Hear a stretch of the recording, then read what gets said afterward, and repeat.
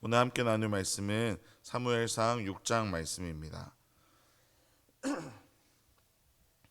구약 성경 417면에 있는 사무엘상 6장 13절부터 7장 2절까지의 말씀을 저와 성도님들이 한 절씩 교독하도록 하겠습니다. 제가 먼저 읽습니다. 베스메스 사람들이 골짜기에서 밀을 베다가 눈을 들어 괴를 보고 그 본 것을 기뻐하더니 수레가 베스메스 사람 여호수아의 반 큰 돌 있는 곳에 이르러 선지라. 무리가 수레에 나무를 패고 그 암소들을 번제물로 여호와께 드리고 레위인은 여호와의 궤와 그 궤와 함께 있는 금 보물 담긴 상자를 내려다가 큰 돌 위에 두매 그날에 베스메스 사람들이 여호와께 번제와 다른 제사를 드리니라. 블레셋 다섯 방백이 이것을 보고 그날에 에그론으로 돌아갔더라. 블레셋 사람이 여호와께 속건제물로 드린 금 독종은 이러하니 아스돗을 위하여 하나요, 가사를 위하여 하나요, 아스글론을 위하여 하나요, 가드를 위하여 하나요, 에그론을 위하여 하나이며 금쥐들은 견고한 성읍에서부터 시골의 마을에까지 그리고 사람들이 여호와의 궤를 큰 돌에 이르기까지 다섯 방백들에게 속한 블레셋 사람들의 모든 성읍들의 수대로였더라. 그 돌은 베스메스 사람 여호수아의 밭에 오늘까지 있더라. 베스메스 사람들이 여호와의 궤를 들여다본 까닭에 그들을 치사 70명을 죽이신지라. 여호와께서 백성을 쳐서 크게 살육하셨으므로 백성이 슬피 울었더라. 베스메스 사람들이 이르되 이 거룩하신 하나님 여호와 앞에 누가 능히 서리요, 그를 우리에게서 누구에게로 올라가시게 할까 하고 전령들이 기럇 여아림 주민에게 보내어 이르되 블레셋 사람들이 여호와의 궤를 도로 가져왔으니 너희는 내려와서 그것을 너희에게로 옮겨가라. 기럇 여아림 사람들이 와서 여호와의 궤를 옮겨 산에 사는 아비나답의 집에 들여놓고 그의 아들 엘리아사를 거룩하게 구별하여 여호와의 궤를 지키게 하였더니. 함께 읽겠습니다. 궤가 기럇 여아림에 들어가는 날부터 20년 동안 오래 있은지라. 이스라엘 온 족속이 여호와를 사모하니라. 아멘. 오늘 우리가 함께 읽지는 않았지만 6장 1절에서부터 12절은 블레셋 사람들이 자신들의 제사장들과 점쟁이들을 불러놓고 여호와의 궤를 어떻게 돌려보낼 것인가를 의논하는 장면들이 나옵니다. 그러자 그들은 빈손으로 돌려보내지 말고 속건제물과 함께 보내라고 조언하였고, 블레셋 사람들은 금으로 종기와 쥐 모양을 만들어서 보냈습니다. 이들이 이렇게 한 이유는 자신들에게 고통을 안겨다 준 이 종기 모양으로 제물을 바치면 하나님의 진노가 좀 사그라들 것이고 자신들에게 임한 그 종기의 고통도 얼른 떠나갈 것이라고 생각했기 때문입니다.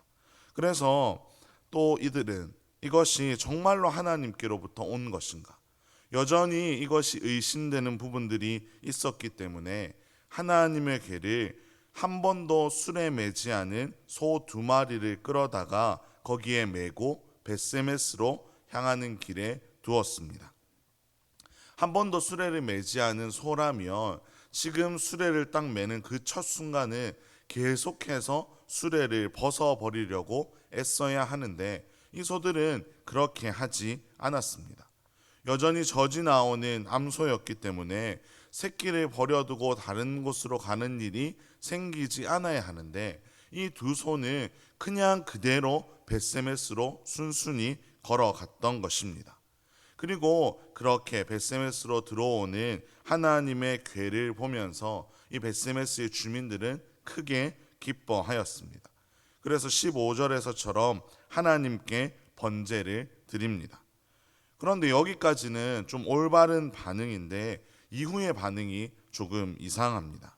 19절을 보시면 베스메스 사람들이 여호와의 궤를 들여다보게 되고 70명이 죽게 됩니다.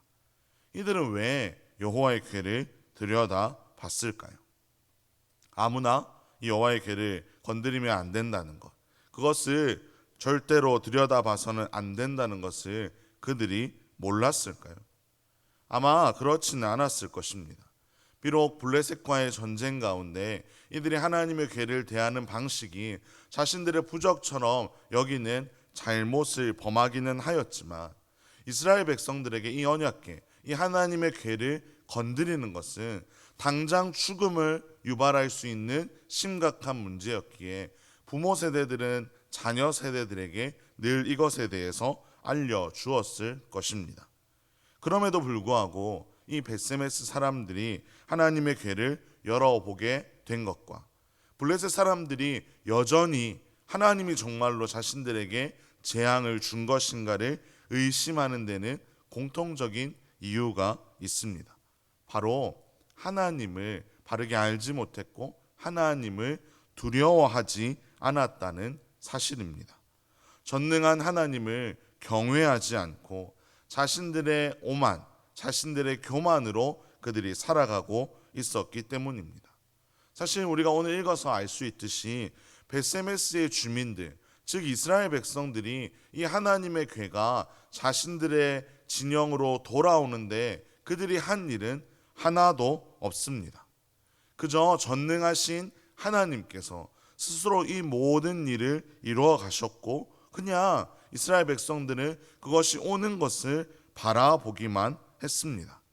그런데 사람들은 단순하게 여호와의 궤가 자신의 진영에 돌아왔다는 이 결과만으로 만족하고 자신들이 무엇인가를 대단한 것을 한 것처럼 착각했기 때문에 여호와의 궤를 함부로 건드렸던 것입니다. 블레셋과의 전쟁 이후에 철저한 패배를 한 이후에도 그들은 자신의 삶을 돌아보고 하나님 앞에서 겸손하게 하나님의 뜻을 구해야 했음에도 불구하고 다시 한번 이 언약궤가 들어오는 하나님의 궤가 들어오는 이 과정 가운데 여전히 하나님 앞에서 정말로 오만한 모습을 보여주고 있었습니다. 그래서 하나님이 이들을 그냥 내버려 두시지 않으셨습니다. 무려 70명이나 되는 사람이 죽임을 당하게 됩니다. 어떤 이들은 이 일이 너무 하나님이 심한 것 아니냐라고 반문하기도 합니다. 하지만 하나님은 결코 심한 것이 아닙니다. 오히려 그냥 내버려 두었다면 이스라엘은 훨씬 더 심각한 상황에 처하게 되었을 것입니다. 날이 갈수록 더 큰 피해가, 더 심각한 문제가 이스라엘 진영에 계속 일어나게 되었을 것입니다. 그래서 하나님은 이 순간 이스라엘을 바로잡기 위해 재앙을 허락하셨던 것입니다. 비록 70명이나 되는 사람이 죽임을 당하게 되었지만 하나님은 이 일을 통해서 이스라엘 백성들이 그릇된 생각과 그릇된 태도를 다 벗어버리고 다시 하나님 앞에서 회복할 수 있는 길로 불러주신 것입니다.